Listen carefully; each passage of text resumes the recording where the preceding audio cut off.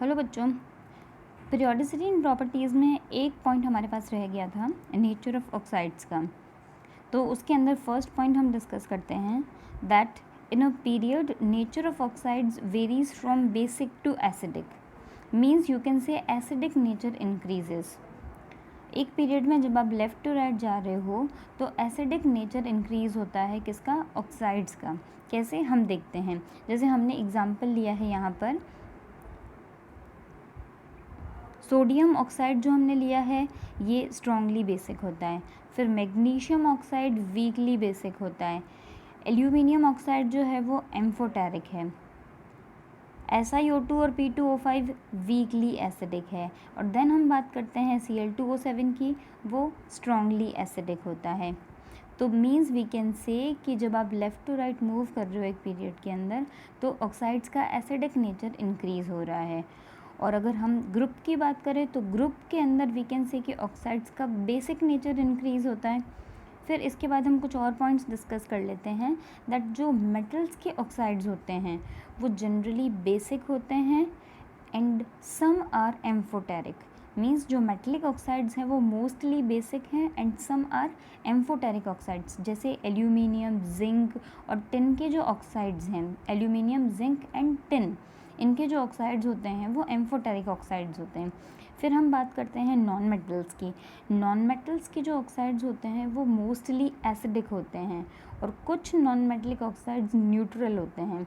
Acidic oxides तो बहुत सारे हैं, SO2, CO2, P2O5, P2O3, ये अभी हम एग्जाम्पल डिस्कस करेंगे। और नॉन मेटल के जो न्यूट्रल ऑक्साइड्स हैं उसके भी एग्जाम्पल हम आगे भी डिस्कस करेंगे। देन जो मेटलॉइड्स हैं उनके ऑक्साइड्स एम्फोटेरिक होते हैं।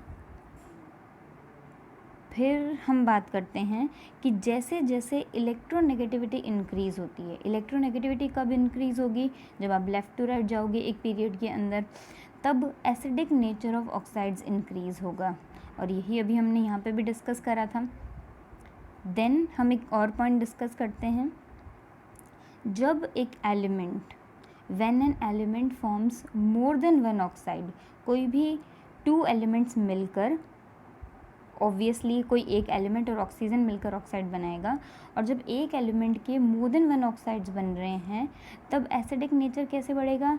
जब ऑक्सीजन का परसेंटेज ज़्यादा होगा, जिसमें ऑक्सीजन का परसेंटेज ज़्यादा है उसका एसिडिक नेचर ज़्यादा है। या तो आप परसेंटेज कैलकुलेट कर लीजिए और या फिर आप ऑक्सीडेशन नंबर कैलकुलेट कर लीजिए, जो मैंने आपको केमिकल रिएक्शंस एंड इक्वेशंस में ऑक्सीडेशन नंबर कैलकुलेट करने का तरीका बताया है उसके थ्रू, जिसके अंदर जिस एलिमेंट का ऑक्सीडेशन नंबर ज़्यादा होगा यानी कि उसका एसिडिक नेचर ज़्यादा है। अभी देखते हैं हम एग्जांपल्स। पहले हम जो नॉन मेटलिक ऑक्साइड्स न्यूट्रल हैं वो देख लेते हैं। CO यानी कार्बन मोनोऑक्साइड, N2O यानी नाइट्रस ऑक्साइड जिसको लाफिंग गैस भी बोलते हैं, NO यानी नाइट्रिक ऑक्साइड्स और H2O वाटर है, ये न्यूट्रल ऑक्साइड्स होते हैं और ये नॉन मेटलिक ऑक्साइड्स हैं। और वैसे नॉन मेटलिक ऑक्साइड्स मोस्टली कैसे होते हैं? एसिडिक। अब हम सेकंड पॉइंट पे आ जाते हैं वापस। हमने इसलिए बताया क्योंकि यहाँ पर कुछ न्यूट्रल ऑक्साइड्स भी थे। तो N2O और NO तो हो गए न्यूट्रल ऑक्साइड्स, तो ये दोनों नाइट्रोजन के ऑक्साइड्स हैं जो कि न्यूट्रल हैं। लेकिन जैसे जैसे ऑक्सीजन का परसेंटेज इंक्रीज़ होता जा रहा है और यू कैन से कि ऑक्सीडेशन नंबर इंक्रीज़ होता जा रहा है नाइट्रोजन का, वैसे वैसे एसिडिक नेचर बढ़ता जा रहा है। N2O3 से जब आप जा रहे हो NO2 में, फिर उसके बाद N2O5 में धीरे धीरे ऑक्सीजन का परसेंटेज इंक्रीज़ होता जा रहा है और एसिडिक नेचर भी इंक्रीज़ होता जा रहा है। फिर हम फॉस्फोरस के ऑक्साइड्स की बात करते हैं, P2O3, P2O4 एंड P2O5। इसमें भी देखिए आप, जैसे जैसे ऑक्सीजन का परसेंटेज इंक्रीज़ हो रहा है एसिडिक नेचर इंक्रीज़ हो रहा है। फिर हम बात करते हैं मैंगनीज़ के ऑक्साइड्स की। ऑल्दो मैंगनीज़ एक मेटल है लेकिन इसमें भी कुछ एसिडिक ऑक्साइड्स मिलते हैं।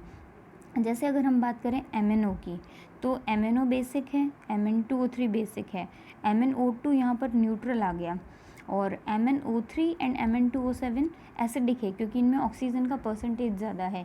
इनका आप ऑक्सीडेशन नंबर भी कैलकुलेट कर सकते हो। मैं कुछ एग्जांपल बता देती हूँ। जैसे हम अगर MnO का एग्जांपल लें तो मैंगनीज़ का ऑक्सीडेशन नंबर आप X अज्यूम कर लो, और ऑक्सीजन का जनरली ऑक्सीडेशन नंबर होता है -2, तो हमने -2 प्लेस कर दिया। और हम जानते हैं कि एक मॉलिक्यूल के अंदर या एक कंपाउंड के अंदर सारे एटम्स के ऑक्सीडेशन नंबर का सम जो है वो 0 होता है, तो मैंगनीज़ का ऑक्सीडेशन नंबर कितना आ जाएगा, 2 आ जाएगा। क्लियर। फिर अगर हम बात करते हैं MnO2 की, तो MnO2 के अंदर आप मैग्नीज़ का ऑक्सीडेशन नंबर X ले लीजिए, और ऑक्सीजन 2 है तो कितना आ जाएगा -4, तो मैंगनीज़ का ऑक्सीडेशन नंबर कितना आ जाएगा 4। तो इस तरह आप धीरे धीरे सब में कैलकुलेट करके देखेंगे तो ऑक्सीडेशन नंबर इंक्रीज़ ही होता जा रहा है, और इसीलिए एसिडिक नेचर इंक्रीज़ हो रहा है। देन हमने ये पहले ही डिस्कस कर लिए थे कि non metallic oxides mostly acidic होते हैं, जैसे एग्जाम्पल भी थे SO2, SO3, P2O5, P2O3, and कुछ न्यूट्रल होते हैं जो कि ये हैं CO, N2O, NO and water. फिर हम फोर्थ पॉइंट देखते हैं, एसिडिक एनहाइड्राइड्स क्या होते हैं। एसिड्स में से जब आप वाटर रिमूव कर देते हो तो एसिड एनहाइड्राइड बन जाते हैं, और जब एसिड एनहाइड्राइड के अंदर आप वाटर ऐड कर देते हो तो वापस एसिड्स बन जाते हैं। तो हम इसके कुछ एग्जांपल ले रहे हैं, जैसे हमने एसिड एनहाइड्राइड लिया CO2, कार्बन डाइऑक्साइड, तो उसमें हम वाटर ऐड करेंगे तो H2CO3 बनेगा, कार्बोनिक एसिड बोलते हैं इसको, कार्बोनिक एसिड। देन SO2 हो गया सल्फर डाइऑक्साइड, तो उससे H2SO3 बना, इसको सल्फ्यूरस एसिड बोलते हैं। SO3 से बन गया हमारे पास सल्फ्यूरिक एसिड। N2O3 के साथ वाटर ऐड करा तो बन गया HNO2 यानी नाइट्रस एसिड। देन हमारे पास N2O5 था, N2O5 में हमने वाटर ऐड करा तो बन गया नाइट्रिक एसिड। फिर हमने P2O3 के अंदर वाटर ऐड करा तो बन गया H3PO3 यानी कि फॉस्फोरस एसिड। P2O5 के अंदर वाटर ऐड करा तो बन गया phosphoric acid, H3PO4 phosphoric acid होता है। और फिर हमने Cl2O7 के अंदर वाटर ऐड करा, Cl2O7 के अंदर वाटर ऐड करा तो बन गया हमारे पास HClO4, HClO4 यानी होता है perchloric acid. So we can say that acid anhydrides combine with water to form oxy acids, ये सारे ऑक्सी एसिड्स हैं।